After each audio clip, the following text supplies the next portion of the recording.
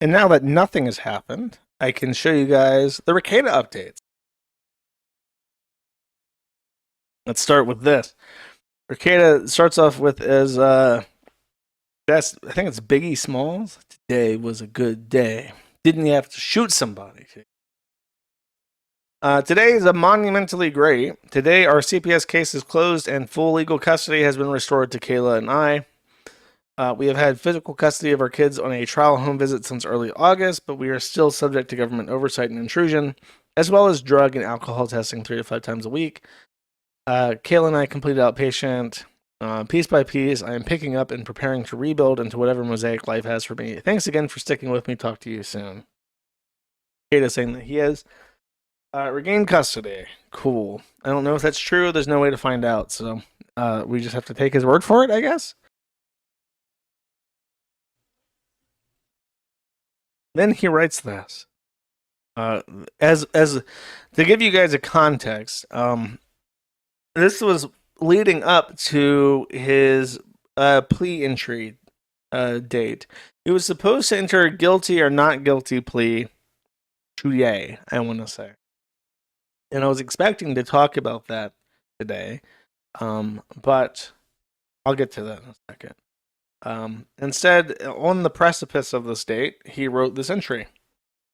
He writes, Dear Diary, I've been thinking a lot about David for a while now. David is a walking dichotomy. I hate him. I don't like his character. I don't know who the fuck David is, but I think that's a nickname for Aaron. So he can talk about Aaron without causing any legal issues for himself. I hate how he is venerated and his sins are ignored. I hate that his obviously brutish behavior is excused.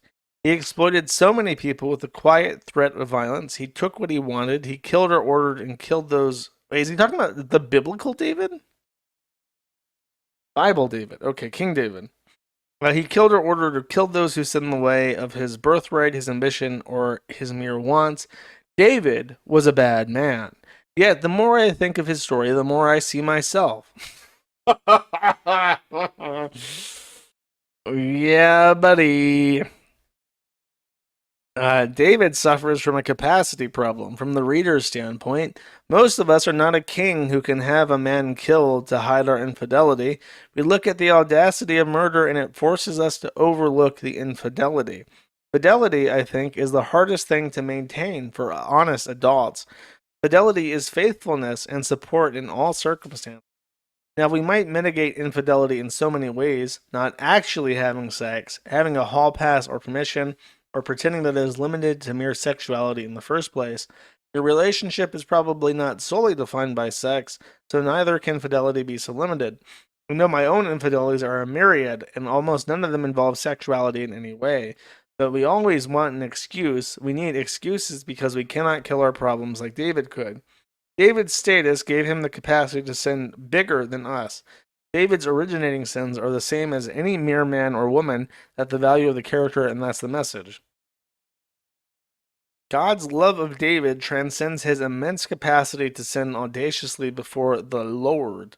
The message is not that David is so special, rather that David's sins are that the mere extrapolation of our own when unshackled by the restrictions of our status.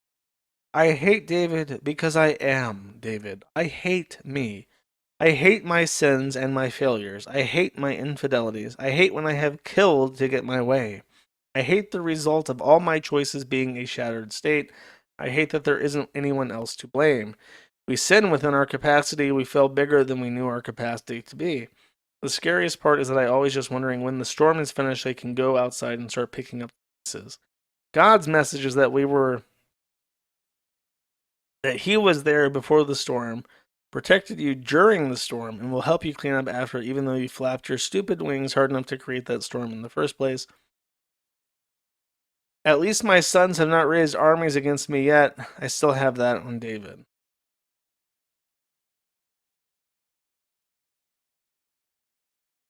I don't know. This is another way, and he does this quite a bit, where he like tries to say, "I'm taking."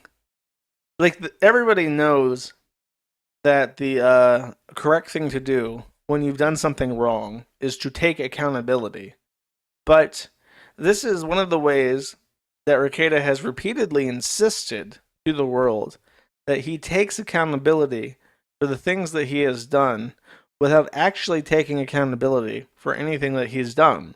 He makes a biblical allegory in a way that's kind of like a humble brag, comparing himself to a literal fucking king, and says, much like David, I have reaped the whirlwind, and now I am accountable for my own actions, for which I am solely responsible for. But it's like, what have you actually done to take accountability? What do you intend to do to take accountability? When you say that you take accountability, what does that mean? And he would just respond to that saying, like, well, that's personal. I don't owe you anything. It's like, well, saying is one thing and doing is another.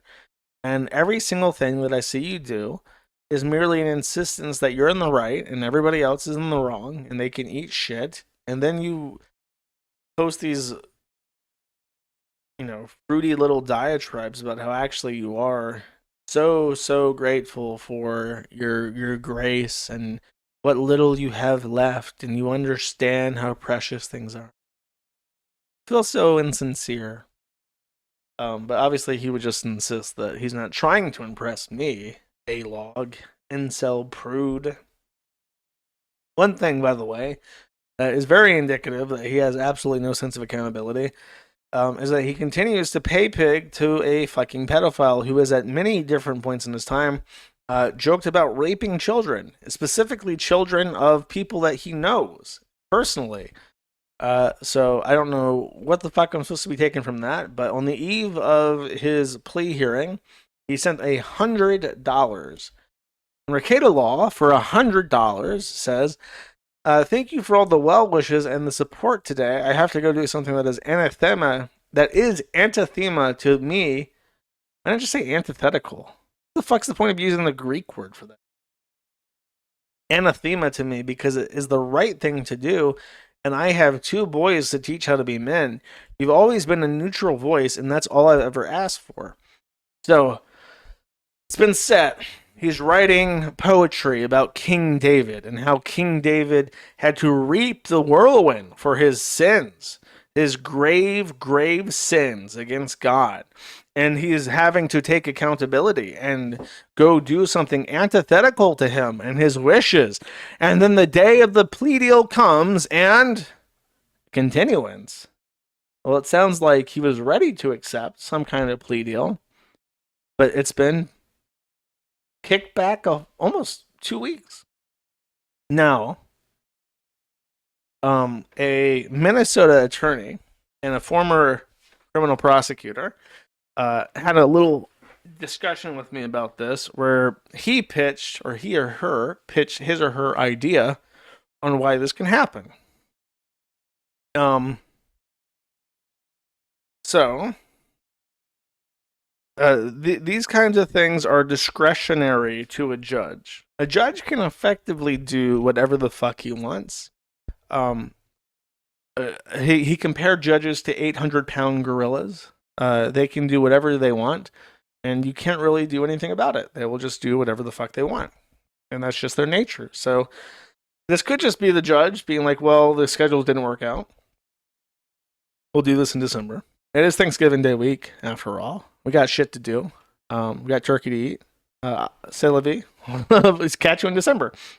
Or it could be that he is repeatedly delaying this plea deal, so that his case syncs up more correctly with Kayla's case, because he may be intending to try them together, which I have been told by a defense attorney that joint trials are something that judges and courts do for judicial expediency and cost saving, and not necessarily to the benefit of the defendants.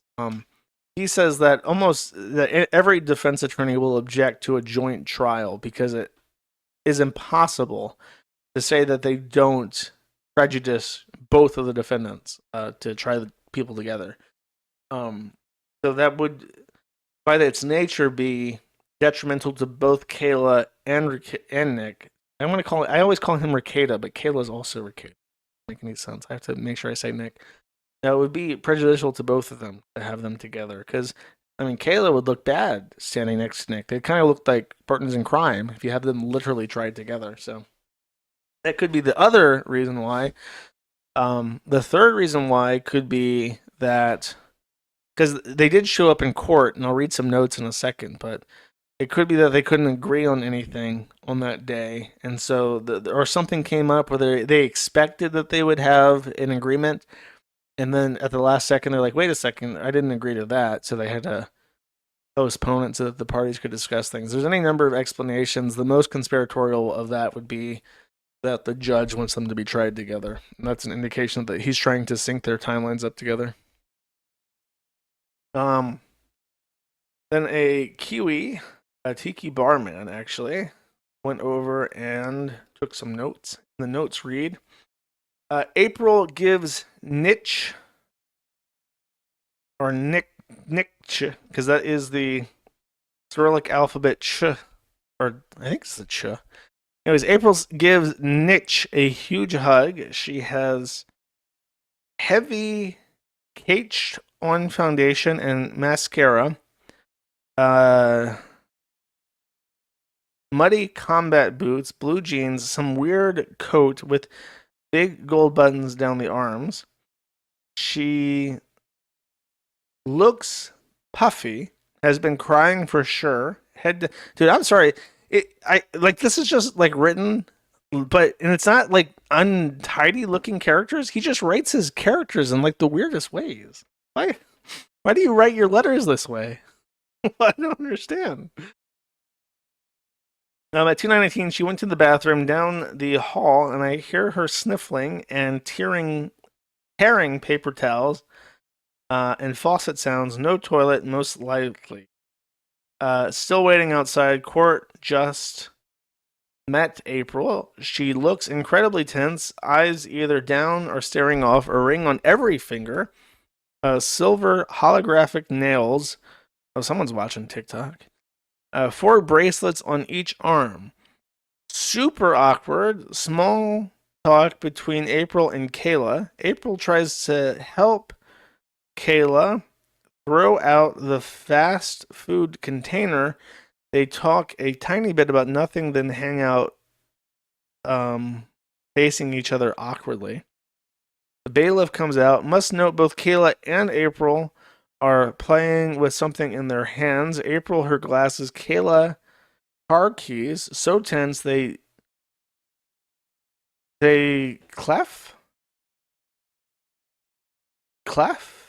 feel awkward. They definitely. I think he's trying to say like most deaf. They definitely feel awkward and are self-soothing.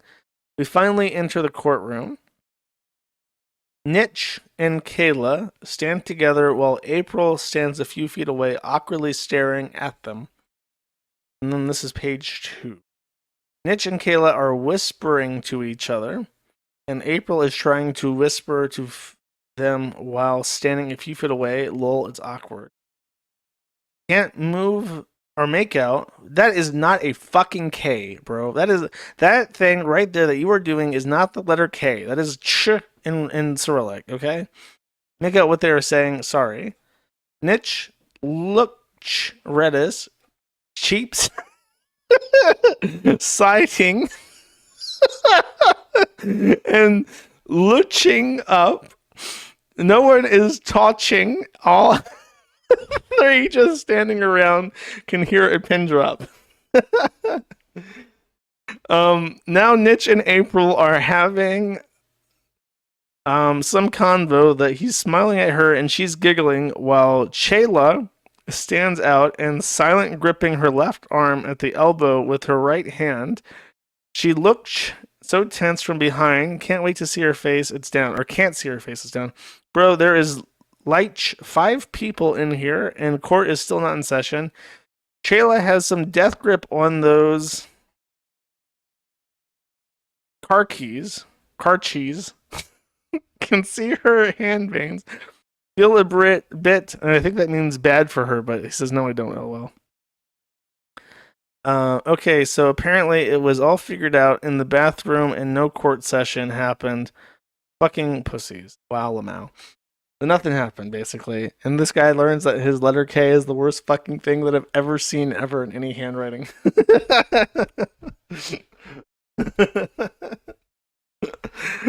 Sorry, I'm just sorry. Like I see that, and I'm like, that's not an English alphabet language. That's not an Latin alphabet.